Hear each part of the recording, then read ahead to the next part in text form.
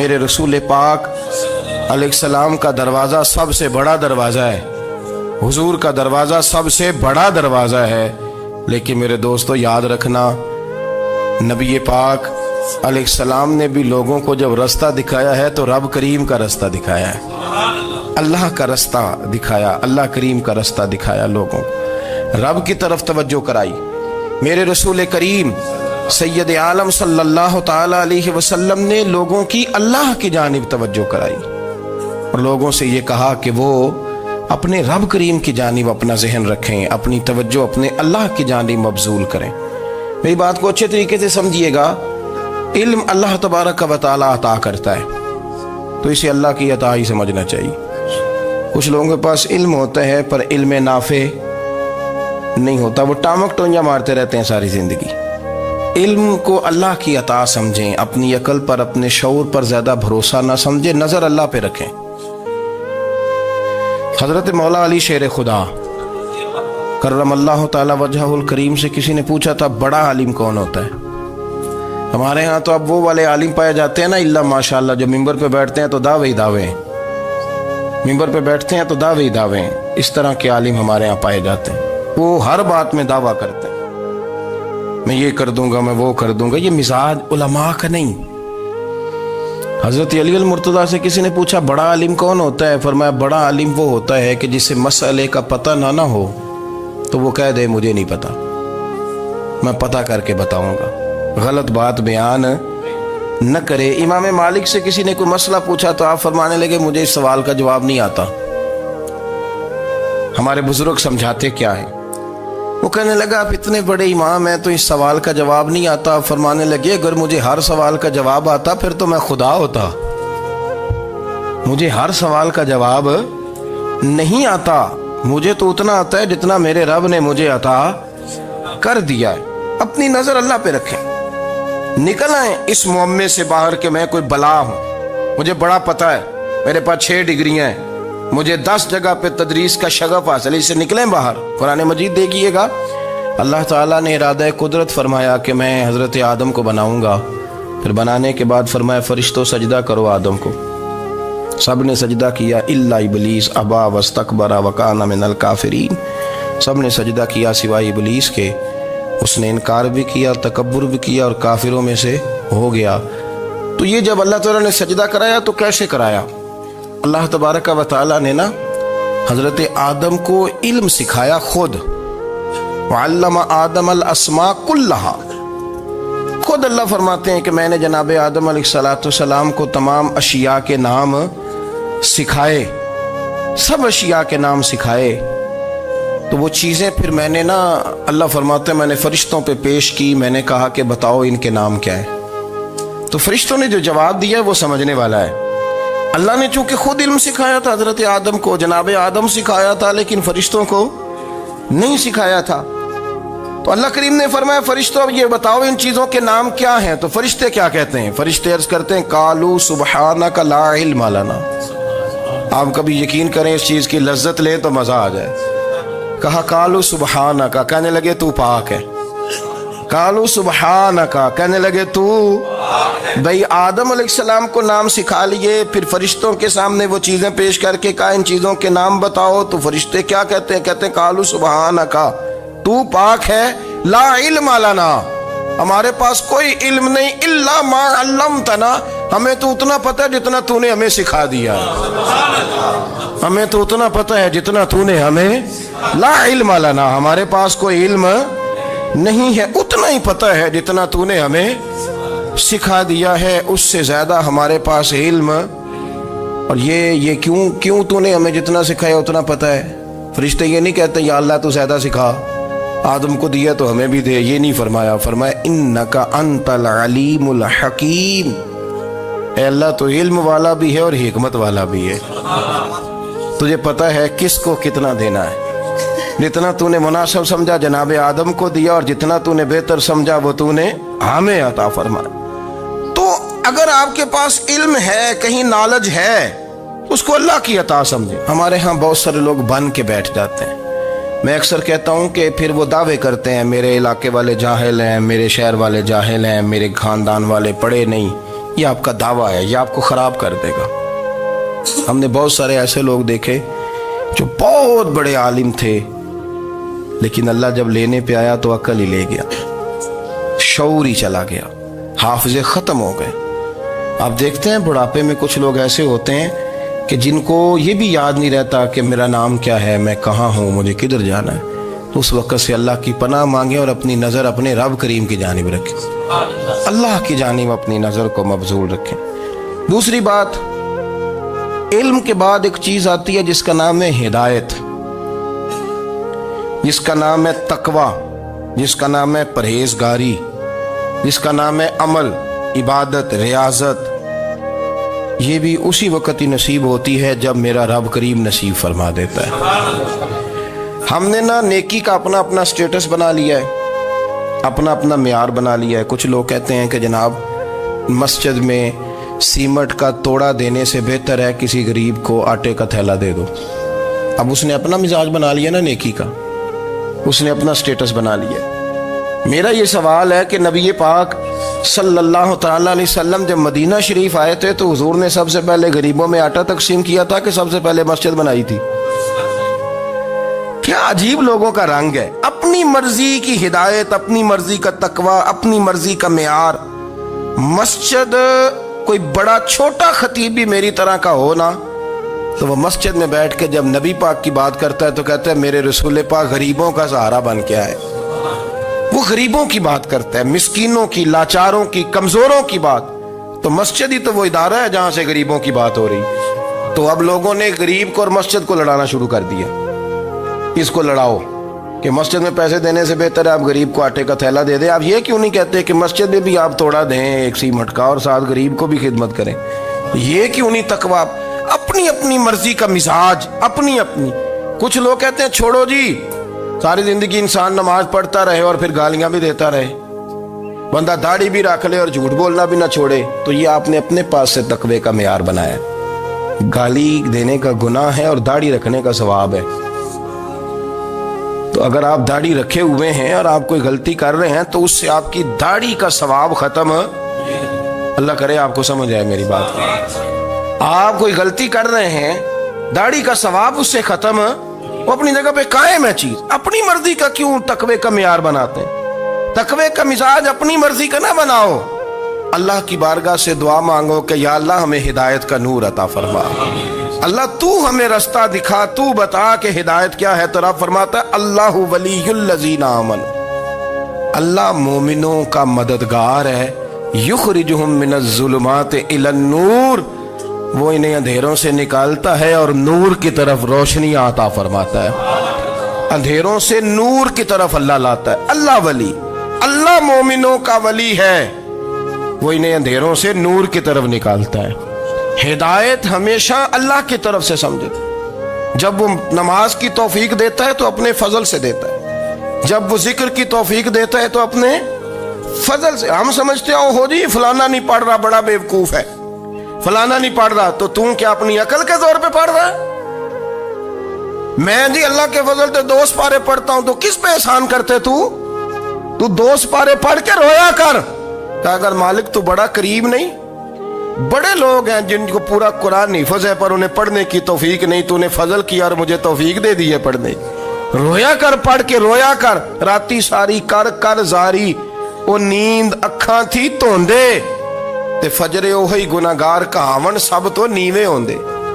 مہربانی کریں، ڈریں، نیکی کریں تو پھر ڈریں، پھر احساس پیدا کریں، پھر اپنے اندر وہ کمزوری لائیں کہ توبہ توبہ مجھے تو پتہ ہی نہیں، تو جانتا ہی نہیں۔ حضرت سیدنا امام اعظم ابو حنیفہ رحمۃ اللہ تعالی علیہ کے ساتھ ایک شخص کہتا میں نے نماز پڑھی تو عشاء کی نماز تھی۔ یہ جو لوگ بڑے ہوتے ہیں نا، ان کے پیار کرنے والے بڑے ہوتے ہیں، ان کے گرد خوف بھی بڑا ہی ہوتا ہے، انہیں بڑا ڈر لگتا ہے، بڑی بعض اوقات آزمائش ہوتی ہے ان کی۔ عشاء کی نماز کہتے پڑھی تو امام صاحب نے نا عشاء کی نماز میں تلاوت کی آیتیں فَمَن يَعْمَلْ مِثْقَالَ ذَرَّةٍ خَيْرًا يَرَهُ وَمَن يَعْمَلْ مِثْقَالَ ذَرَّةٍ شَرًّا يَرَهُ، فرمایا جو ذرہ برابر خیر کرے گا وہ بھی قیامت میں دیکھے گا، اور جو ذرہ برابر شر کرے گا وہ بھی قیامت میں اس شر کو دیکھے گا اس کے سامنے آئے گا. تو وہ شخص کہتا ہے کہ سارے لوگ نماز پڑھ کے چلے گئے تو امام صاحب رحمۃ اللہ علیہ نے اپنی داڑھی پکڑی رو رہے ہیں. کہتے ہیں وہ ذرہ برابر نیکی کا بدلہ دینے والے، وہ ذرہ برابر شر پہ سزا دینے والے میری سفید داڑھی کو دیکھ. مالک میرے ذرے ذرے سامنے نہ لانا، لوگ تو میری بڑی قدر کرتے ہیں دنیا، میں تو بڑا پہچانا جاتا ہوں، لوگ تو میری راہوں میں پھول لیے کھڑے ہوتے ہیں، مجھے بڑا نوازتے ہیں. قیامت میں رسوا نہ کر دینا، میرے لیے مشکل ہو جائے گی. وہ کہتے ہیں میں نے امام صاحب کا درد دیکھا، مجھے کوئی کام تھا تو میں چلا گیا. میں نے کہا کہ وہ اس وقت اللہ کے حضور حاضر ہیں تو میں دوبارہ آؤں گا.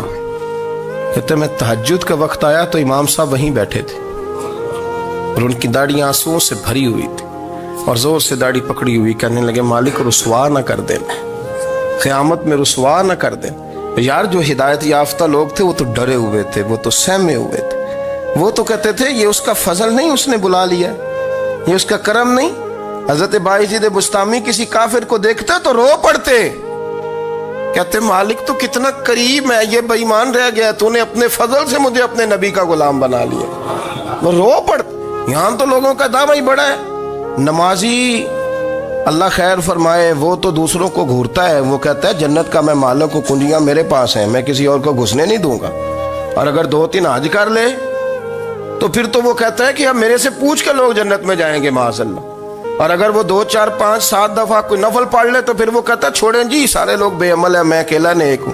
نہ ایسا کریں، اپنی توجہ اپنے رب پہ رکھیں، اپنی توجہ اپنے معین الملت والدین، عطا رسول، ہند الولی، غریب نواز، خواجہ معین الدین چشتی، حضرت خواجہ اجمیر، شاہ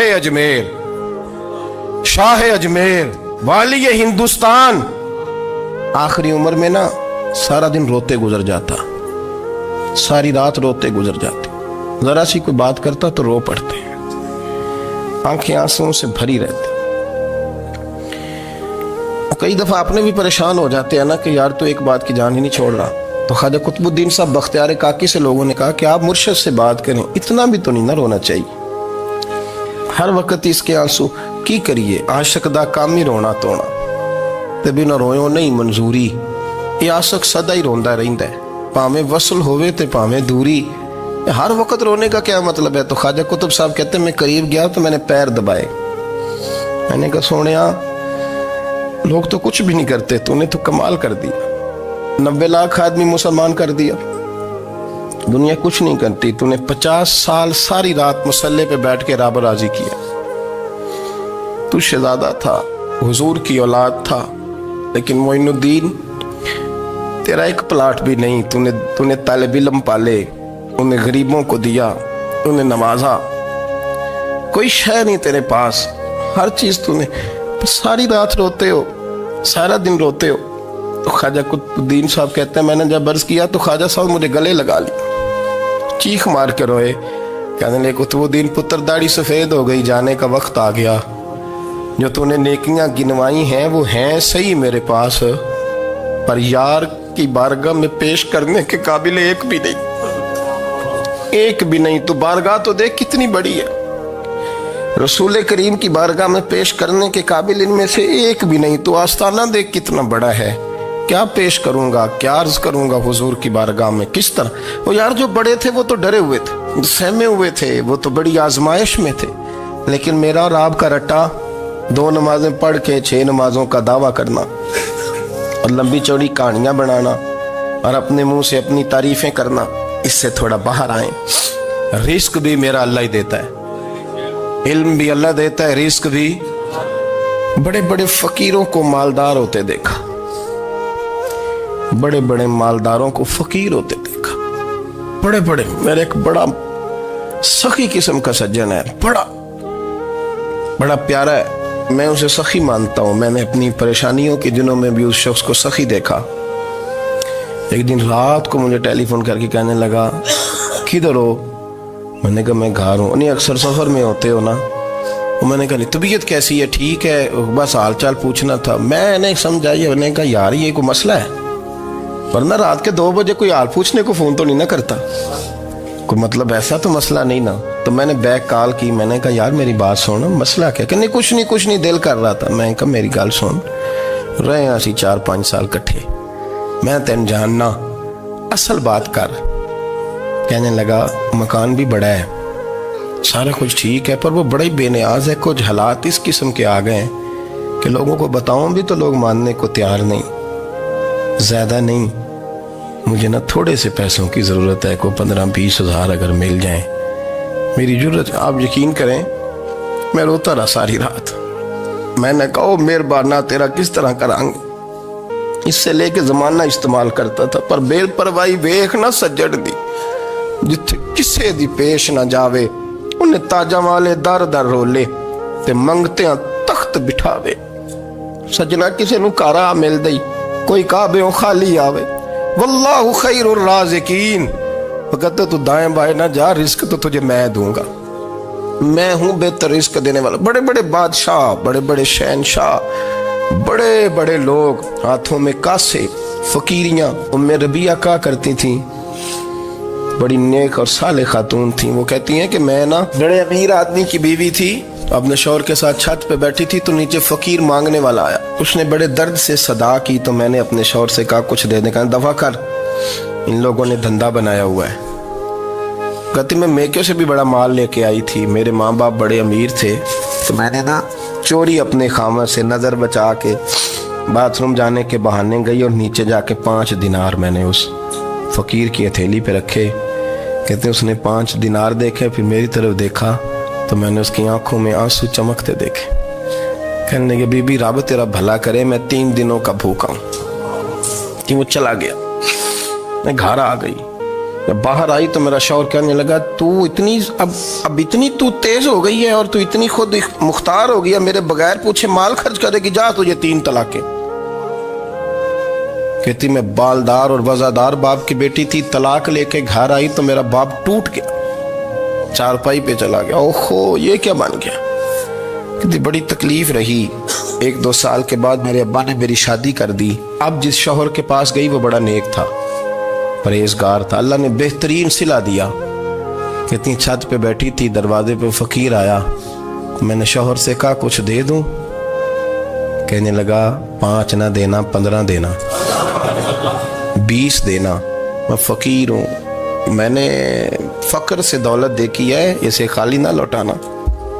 कहती है कि मैं नीचे गई और जब मैंने उसकी तरफ दिनार बढ़ाए तो मेरी चीख निकली, पैसे फेंक के मैं बेहोश होके गिरी। मेरा शौहर ने आके उठाया, अंदर ले गया, पानी मुंह पे छिड़का। कहने लगा तुझे क्या हुआ?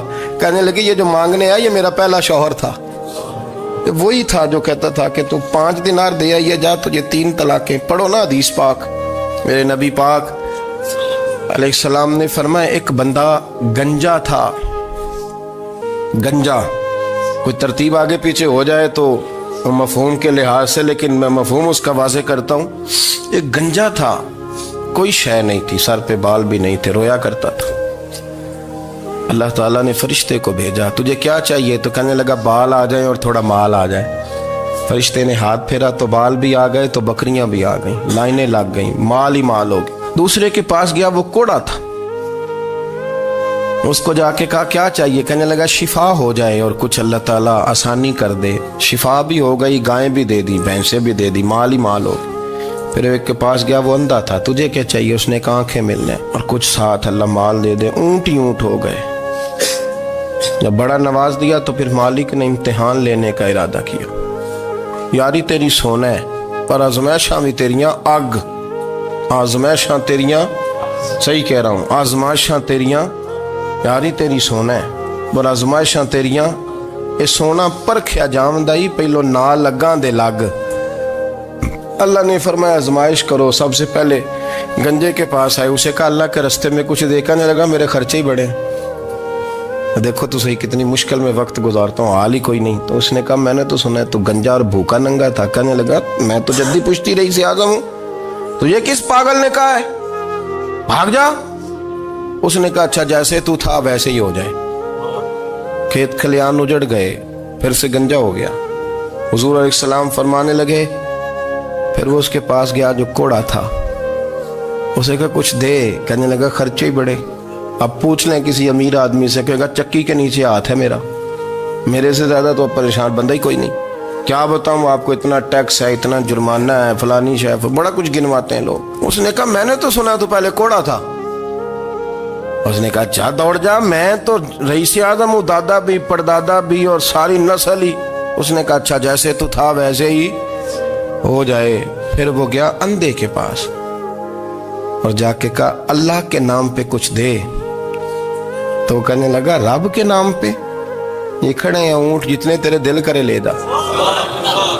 اس نے کہا کیا معنی اس بات کا؟ کہنے لگا یار تجھے کیا بتاؤں، میں تو اندھا تھا، میں نے تو کبھی دنیا دیکھی نہیں تھی، پھر اس کریم نے فضل کیا تو مجھے بڑا کچھ دکھایا۔